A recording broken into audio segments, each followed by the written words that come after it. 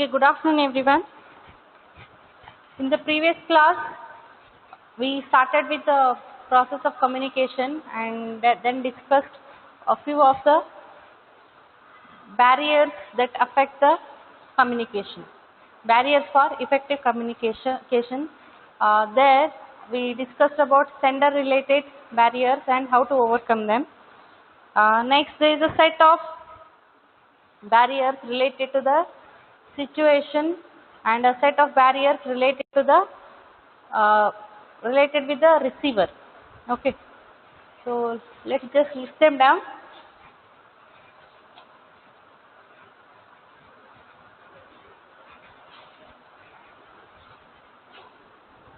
Here,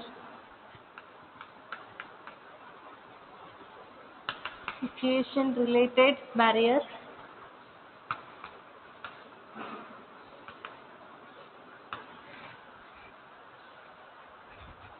In this we have, I'll just read out them: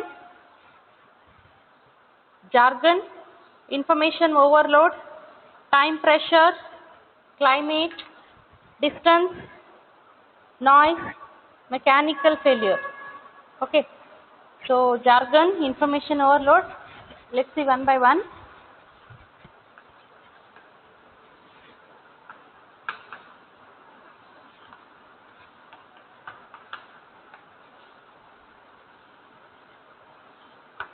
Information overload.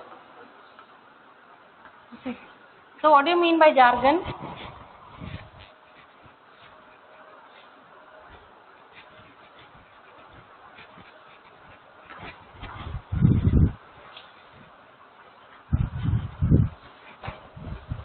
Okay, so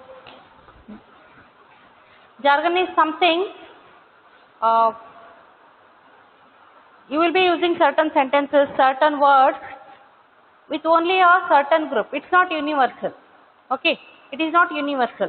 You might be using some language, not language. You might be using certain sentences, certain abbreviations. Okay, for best example for this would be all your SMS language. Now nobody writes complete English. Okay, for thank you so much, what you write? TYSM. If I send you some notes on WhatsApp and if you send it back TYSM, I will not understand it. Okay. You might have used these things. Okay, OOTD. OOTD is outfit of the day. Okay. PIA. Thanks in advance. Okay. So all these comes under jargon. You are using certain sentences, certain words which are familiar to only a certain group of people. Which is familiar to only a certain set of professionals. Okay, they are not universal words. So while you are communicating, especially professional communication, whenever you are talking or sending a mail to your manager or your subordinate in the organization, I am talking about formal communication here. You are not supposed to use such words, such sentences. Okay. What happens then? The other people, the receiver will fail to decode it. Now I have done some research on this jargon so that I can make you people understand. So I know these things. Okay, otherwise if a person who is very old, who is not very good with, not very acquainted with the technology or not acquainted with the all these WhatsApp, all these SMS language, he will not be able to understand. Some other examples would be there. Instead of writing THERE, you write this, right? SHD, should, right?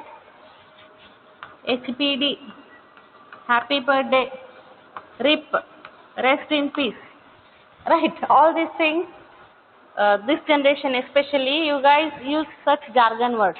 These actually hampers the communication, especially when it's a professional communication.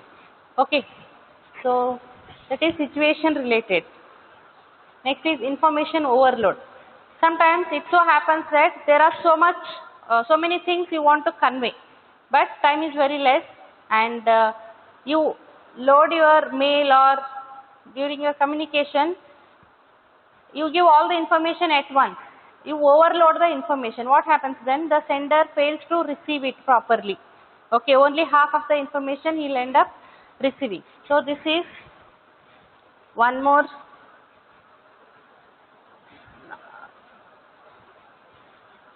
barrier. Next is time pressure, climate, distance, noise.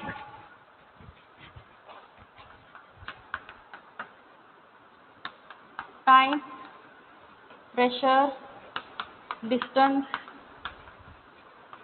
noise. Okay, so all these things acts as situation related barriers. Okay, if there is a very less time, okay, your manager asks you to send certain report within any prior advance, notice. Okay, you need to send the entire production unit report to the manager within 1 day. What happens then? You will come under pressure, time and pressure. So you will end up giving wrong report or incorrect data. Okay, the distance. This especially with related to oral communication. Okay, whenever there is the distance and noise, we can group under one category.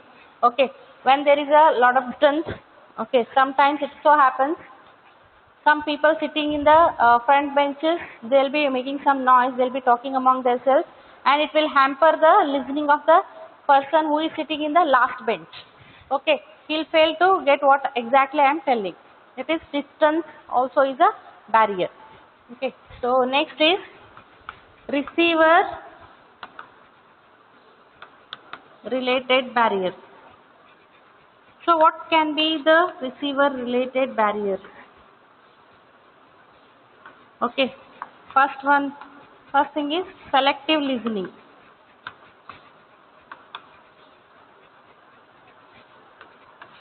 Okay, see, it so happens sometimes if you consider even your friends group or you take up any lecture, okay, if you are really interested in that part, you will listen.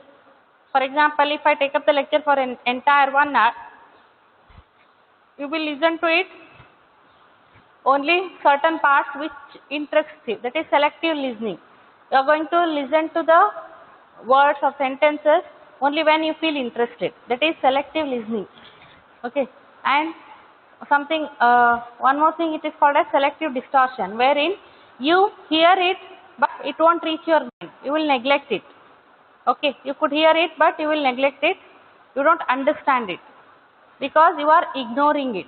Okay, that is one of the barrier related to sender. Next, evaluating the source, perceptions. One more thing we can list down: poor listening, evaluating the source,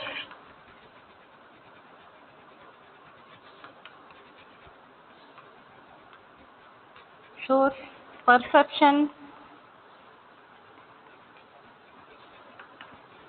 Okay, so all these things.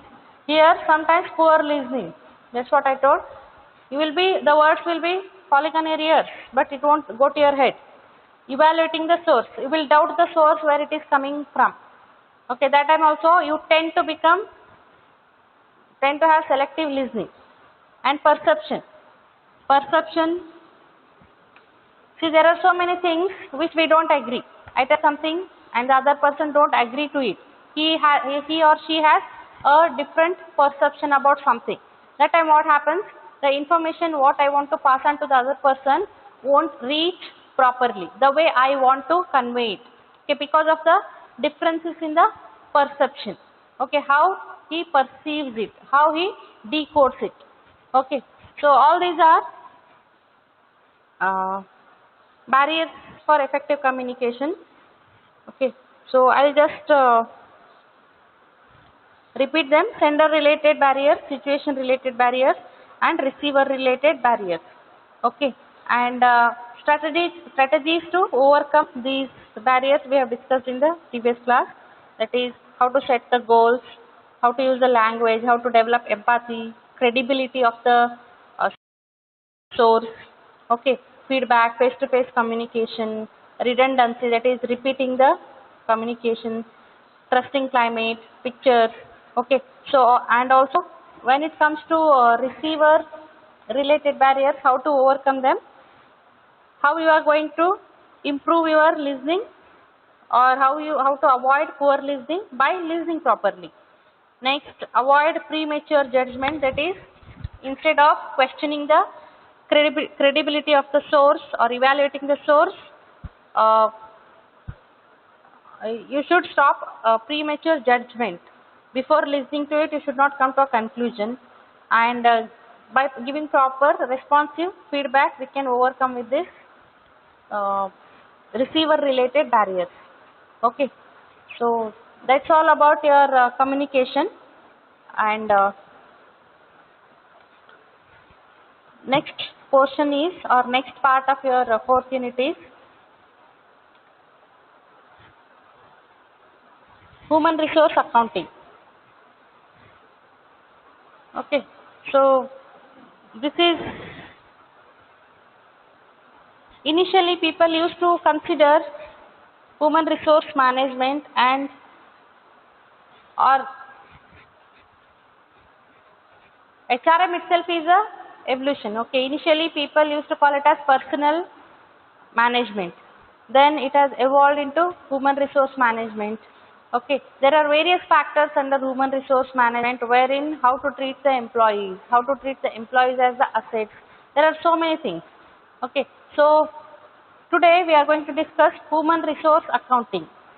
Okay, if you hear the word accounting, what comes on your mind? All the assets, okay, maintaining the accounts, okay, outgoing, incoming, revenues, revenue generated, okay, expenditures, investments, cost accounting, like that, various things related to the finance that will come to your mind, right? But here we are putting it as human resource accounting. So the question arises, can we consider human resource as asset, or can we account the human resource? The answer is yes.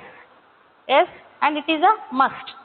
Instead of considering or instead of considering human resource, the money you are spending on the human resource as investment, you can consider it as revenue.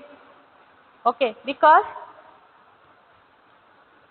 people are contributing to the organization, people are working for the organization, so only organization is gaining its money, gaining its revenue, okay, gaining its rate of return. Okay, so so these are the contents. First, introduction part, basic premises, need, assumptions, objectives, advantages, limitations, and next these two are very important, cost of human resource and various methods of evaluating this human resource account. Okay, so let's see one by one. See, there is a saying, one asset is omitted and its worth I want to know. That asset is the value of men who run the show. Okay, so what it means? It means that the value of men here, it is human resource working for an organization. Okay, it means that the value of men is not measured and reflected in the accounts of business enterprise.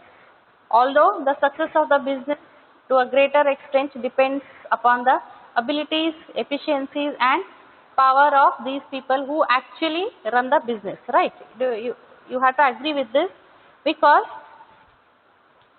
human efforts are never quantified. Okay, neither never they reflected in the accounts of the business enterprise, but the success of the business is based on the, or depends upon the abilities, efficiencies of the manpower, right? Okay, so what do you mean by human resource accounting?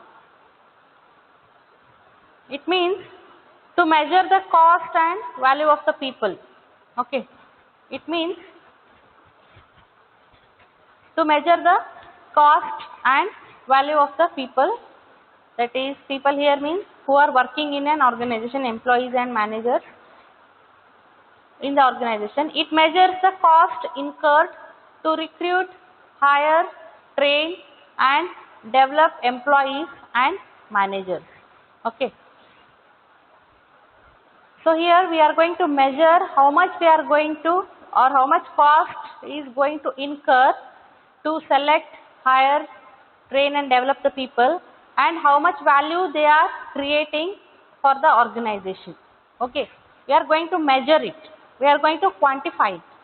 Okay, HRA also finds out the present economic value of its employees and managers, that is present economic value.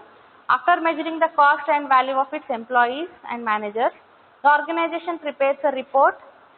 Okay, and this report is called HRA. Whenever this value and cost estimation is done, it is reported to the report is made and it is called as human resource accounting report, and it is submitted to the top level management or whoever people related, whoever requires it in the organization, who are actually involved in this process.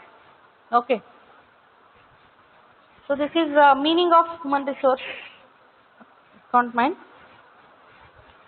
So how we can define it? Okay, there are various ways in which we can define human resource accounting. Two of the statements I have given here.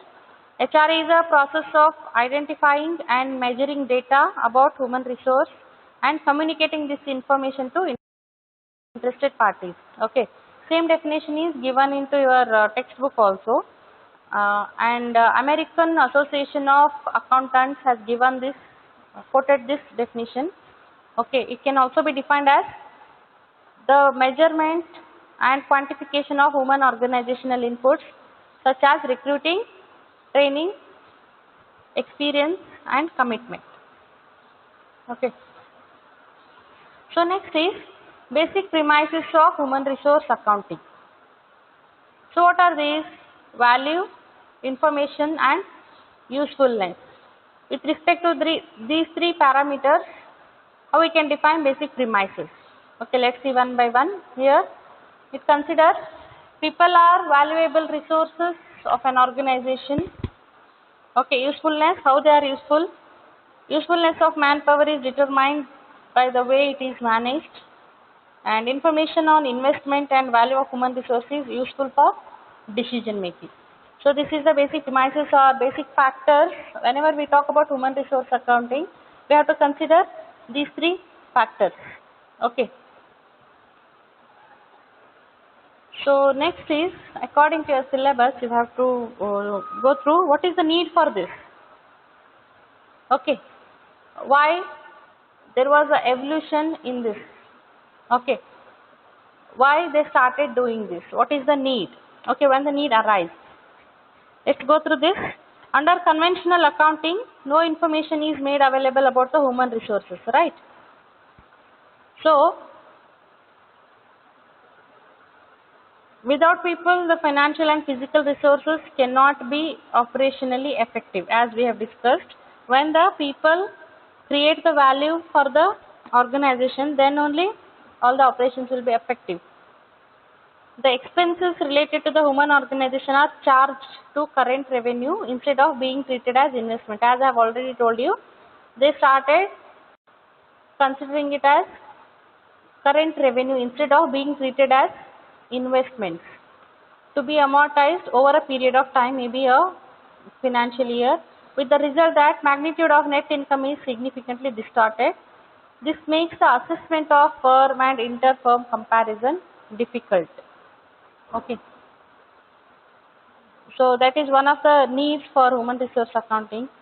And one more is, if the value of human resource is not duly reported in profit and loss account and balance sheet, the important act of management on human assets cannot be perceived. If you cannot show in your balance sheet how much money or how much you have invested on your human resource and how much value they have created for the organization in terms of quantifiable some quantity, some numbers, then it's of no use, since the benefits are occurred over a period of time, right? You have to show all the expenses on the human resources on your balance sheet. For that we need human resource accounting. Next, the productivity and profitability of a firm largely depends on the contribution of human assets. Okay, two firms having identical physical assets and operating in the same market may have different returns due to differences in human assets. See, this is very important. There might be two firms wherein the amount they are spending or the money they are spending to hire, train and develop the people, human resource is same, but sometimes the rate of return is not same for both the firms. Why? Because the human resource may differ, the efforts, the efficiency may differ. Okay, so we cannot just ignore the human resource. We have to quantify them so that we can find out where we are lagging behind. Okay, so some assumptions of human resource accounting. This I think we don't need it. Okay, let's go through the objectives. The first objective of this human resource accounting is to provide cost value information about acquiring, developing, allocating and maintaining human resource. See, all the human HRM functions of HRM, that is related to acquiring, developing, allocating and maintaining human resource, we should provide a cost value. Next, enabling management to monitor the use of human resources. Okay, finding depreciation or appreciation among human resources. Assisting in developing effective management practices, increasing managerial awareness of the value of human resources for better human resource planning, for better decision about people based on improved information system, assisting in effective utilization of manpower. Okay, so if we see overall, it helps in better human resource planning. When you know how much you are investing on or you are spending on a certain set of people and what is the return you are getting it. Based on that, you can plan, you can do your HRP process in a better way. And you can utilize your manpower in an effective manner. Okay, so that is gist of this objective. Next is advantages. Information for manpower planning, as I have told, it will help in HRP. So it provides useful information about cost and value of human resource. It shows strength and weakness of the human resource. All this information helps managers in planning and making right decision. Okay. Next, information for making personal policies. This is very important. Every organization, different organizations have different HR policies. Okay. So, human resource accounting provides useful information for making suitable personal policies about the promotion, favorable working environment, job satisfaction, etc. etc. Okay. Utilization of human resources. HRA helps the organization to make the best utilization of human resource and proper placements. Whenever you hire a new set of people, okay, or you want to just reschedule it, reallocate certain employees, that time human resource accounting is going to help you based on the skills and abilities of various employees.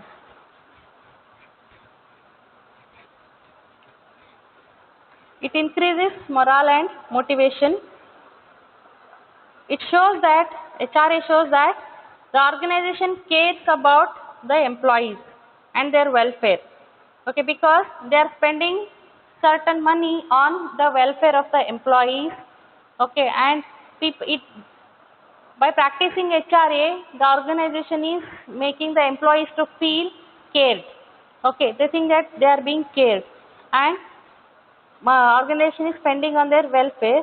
So it increases the morale and motivation of the employees and attracts best human resources. When you have very good HRA policies, okay, then you can attract good human resource, best human resource. Designing training and development programs. It also helps in designing training and development programs based on again the skills and abilities, the level of skills and abilities the employees are having. Okay, next it is valuable information to investors. HRA acts as valuable, or your human resource accounting reports acts as valuable information to the investors. It provides present and future It provides information for present and future investors. They can use this information to select the best company for investing their money.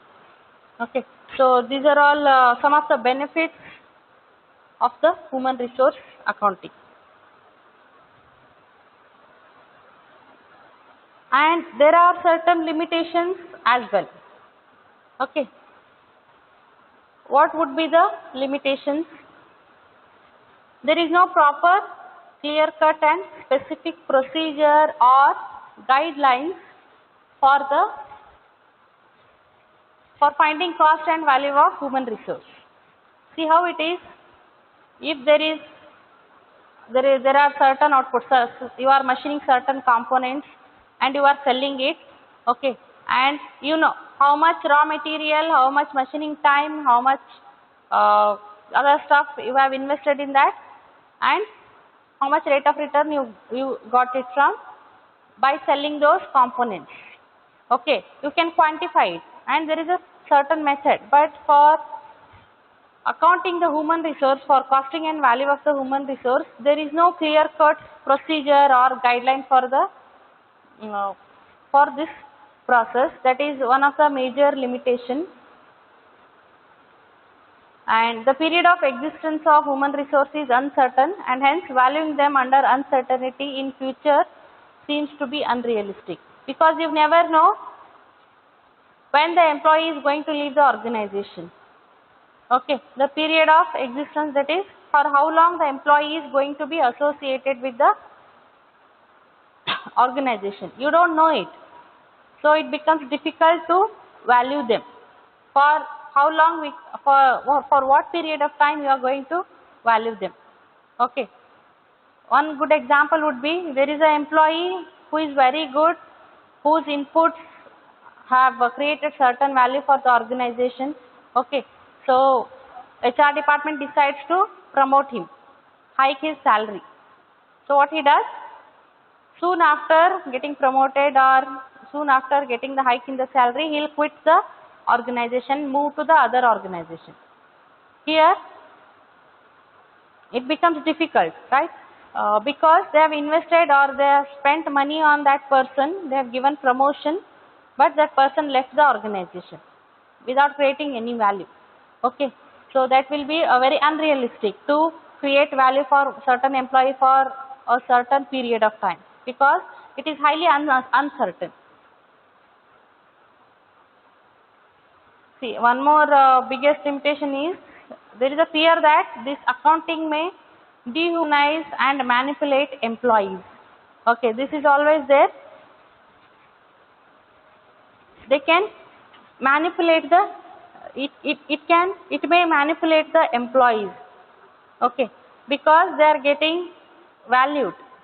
Okay, so some more. As human resources are not capable of being owned, retained and utilized, unlike physical assets, as I have told, some components you are machining on a certain machine, there is a problem for the management to treat them as assets in the strict sense. There are no specific and clear-cut guidelines for cost and both value and cost. In spite of all its significance and necessity, tax laws do not recognize human beings as assets. This is one more major drawback or limitation. Tax laws do not recognize human beings as assets. And there is no universally accepted method of human asset valuation. As we have told, there is proper procedure or proper method, proper guidelines to treat as humans as asset and to evaluate these human assets. Okay, so there are two things here. One is cost and another is value. Okay, what are the different costs you are spending on the employees, or you are spending to create your human resources or build your human resource asset? Okay, here under cost of human resources we have acquisition cost, training and development cost, welfare cost, and some other miscellaneous cost. Let's see one by one. Here acquisition cost, it refers to the cost incurred in acquiring the right man for the right job at the right time in a right quantity. See, if you just recall your process of recruitment, process of selection, it is always acquiring or selecting the right person for the right job at the right time. Okay, or if you are hiring set of people, it should be, the quantity should be right. Okay, example again, here it is mentioned recruitment cost, cost of recruiting material, administrative expenses, advertising costs, agency fees, recruiter salary and travel and outside cost. Okay, so obviously it is going to occur with certain amount of money, that is certain cost, that is called as recruitment cost you are spending. For example, HR department people, they are going to number of colleges to conduct these recruitment drives, campus placements. Okay, their travel, their stay, their accommodation. Okay, some administrative expenses, salary given for the recruiters, the one who is taking the interview, some recruiting material. Sometimes you have to conduct some online, some written tests. Okay, so that time you need certain recruiting material. So all, and advertising costs, you are paying for certain consultancy to get the right people, and you are giving away some advertisements. For that also cost will incur. So all these recruitment cost. So this is acquisition cost, total cost incurring in acquiring the right people. Some other examples: selection cost and placement cost. Some examples for selection cost: cost of application blanks, okay, administrative cost of processing applications, conducting tests and interviews, medical examination and salaries. So all these things will occur with the cost. Placement again depends upon the placement, individual's ability and attitude. Okay, so next is training and development cost. Once you acquire the right people for the right job in the right quantity at the right place, now you have to train and develop them based on your requirement, based on your organizational requirements. So for that again, usually what happens in most of the corporates, in most of the industries, once the people are hired, they will be given 3 months of or 6 months of training. Okay, they have to undergo through training. For that training, certainly, though in the training they are not going to create any value, okay, but they have to give the salaries to the already hired employees, right? So for that also cost will incur. So it refers to the sacrifice that must be made to train a person, either to provide expected level of performance or to enrich the individual skills, either to start newly or already skilled person based on your organizational requirements. Okay, so formal training cost refers to cost incurred in conventional training for the orientation of an individual. And on the job again, there are various methods of training and development you have gone through: on the job method, off the job methods. Okay, so all these on the job training cost, off the job training cost, everything is going to occur with certain cost. There will be certain special training you need to provide for special tasks. That time also some cost will occur. development program. Here it is mainly used for executive people. They will be allowed to participate in development programs. It may range from ordinary lectures to international conferences and seminars. If certain employee wants to go to attend some conference, seminars, then you have to provide in the entry fee or the application fee or the registration fee, travel. Okay, so all these things. Next is welfare cost, third one. So it is one of the most important costs uh, while considering the human resource accounting. It is a vital function of an employee to provide an atmosphere to the employees to perform their work in healthy, congenial climate, conducive to good health and high morale. Okay, so what are those? What are these uh, welfare costs? Okay, welfare amenities within the organization. See, one best example would be Google Office. Few years back, uh, Google has decided to change its working environment. They have invested certain money on making it. Okay, so if you just check Google through, if you just check on the internet, how the Google Office looks like, what is the environment they are working in. Okay, how their office looks like. So all these things, they certainly have invested certain money on it. Okay, like amenities, rest shelters, canteens, washing and bathing facilities, drinking water, occupational safety, okay, and welfare outside the organization, social insurance measures, maternity benefits, medical facilities, educational facilities, housing, holiday homes and leave, travel facilities.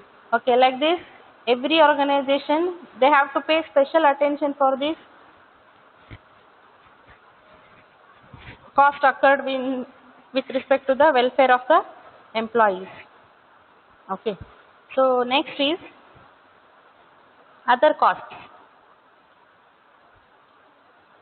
See, in India, Factories Act 1948 has made statutory provisions with regard to employees' health, safety and welfare as follows. Health of the workers, whenever, see, based on Indian Factories Act that has established in 1948, they have made certain statutory means compulsory provisions with regard to, they means there are certain guidelines, okay, for the welfare of the workers. In that, first one is health of the workers, cleanliness, disposal of waste and effluents, ventilation and temperature, dust and fumes, overcrowding, lighting, drinking water, latrine and urinals.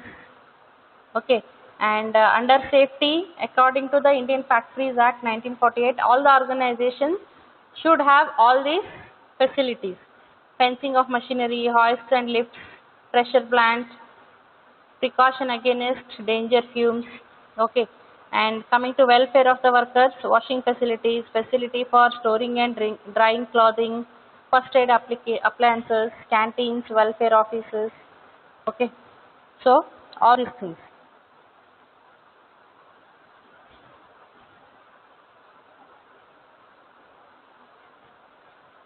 So all these are different types of costs that are spent on the human resource. So next is methods of valuation. Very important, how you are going to evaluate them. Though there are no certain, no standard procedure, set of procedure guidelines to evaluate this, some practices we are going to learn in this or discuss in this class, that is methods based on cost and methods based on value. Okay, there are various methods used by different organizations that we can divide into two categories. Some methods they use cost as the base and some methods they use value as the base. Okay, so let's see first cost based approaches. Okay, there are three methods here. One is historical cost approach, replacement cost approach, opportunity cost approach, standard cost approach. Okay, there are four methods here. I think today we'll cover two of them. So, historical cost approach. So, what it is? It is on the basis of actual cost incurred on human resources. Such a cost may be of two types: acquisition cost and learning cost. Under this approach, actual cost incurred towards recruitment, hiring, training and developing human resource of an organization are capitalized and amortized over the future expected useful life of the human resource. The historical cost of human resource is almost similar to the book value of the other physical assets. Okay, so it is a very simple one, wherein they are going to consider the actual cost in all the activities involved in hiring the human resource. All the activities here in the sense recruitment, hiring, training and developing the human resource. Okay, they are going to evaluate all this cost involved in hiring the people for a certain period of time. Okay, assuming that employees are going to remain in the same organization, means future expected useful life. That means they are assuming that employee is going to stay in that particular organization, and they are going to evaluate all the cost involved in the human resource. Okay, so it is very similar to the book value of other physical assets. Like book value here, it is nothing but, see, whenever you buy something in the organization, you are going to enter it in the register, book value, how much you have spent to get this material, right? So similarly, one of the simple method, it is historical cost approach.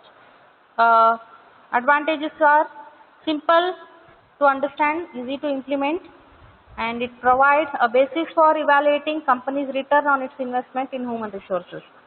Okay, and the limitations: amount to be amortized is not fixed. You cannot fix the amortized amount. It is difficult to estimate the number of years over which the capitalized expenditure is to be amortized. Okay, that's what I told. You don't know till what time, till what period the employee is going to exist in the company. It assuming that he is going to be there forever. It takes into account a part of the employee's acquisition cost and thus ignores the aggregate value of their potential services. There is a drawback here. It is going to ignore aggregate value of their potential services. Okay, initially over the period, this method, it ignores, it doesn't consider the value they are creating it to the organization. Okay, so that is one of the major limitations.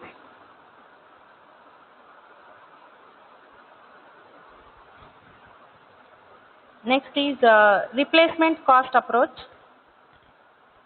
Here in this approach, this was first suggested by Rensis Likert, and it was developed by Eric G. Flamholtz on the basis of concept of replacement cost. So what do you mean by this replacement cost? Here one takes into account how much it costs to replace a firm's existing resources and thus represents a current value approach. Under this method, historical cost is adjusted according to the current market condition. Okay, so here what they do in the previous method, once they hire the employees, they are going to consider the initial value for the over the period of the time. But here in this method, they are going to consider, they are going to replace the cost with the existing one. When they have hired the employees, what was the cost then, and what is the current, presently how much the human resource is going to value. What is the cost? For example, they have hired an employee 5 years back. What is the cost occurred at that time? Now if we are going to hire this employee, what would be the cost they are going to occur? Okay, like that, based on the market conditions. Okay. So like that, they are going to replace the cost. Means they are going to replace based over the period of time. Okay, every year or every once in 3 years, like that they are going to adjust the initial cost based on the market conditions. Okay, advantages, if you look at them, this approach is more realistic because they are going to update it, and it is more representative and logical. Okay, it makes sense to consider the market conditions. And limitations, there may be no similar replacement for a similar certain existing asset. It is really difficult to find identical replacement of the existing human resource in actual practice. Okay, so it's always difficult to find similar replacement. The determination of a replacement value is affected by the subjective considerations to market extent, and therefore the value is likely to differ from man to man. Okay, see, once you hire, for example, 5 years back you have hired 10 people. In that, according to market condition, based on their performance, based on the potential, 5 of them exceeds their performance. Okay, but some people, some of the employees, they are different. Okay, they are not creating as much as value the others are creating it. Okay, so when both of the employees, they don't, these set of 5 employees, they actually worth the current market condition, but these people, the other set of 5 people, they don't. Okay, that time it becomes difficult to account or to replace the cost of all the employees together. Okay, it cannot be uniform. We have to keep changing the replacement cost for different employees. Okay, so these are the 2 methods of human resource accounting. In the next class, we'll see opportunity cost approach and standard cost approach and some value based approaches.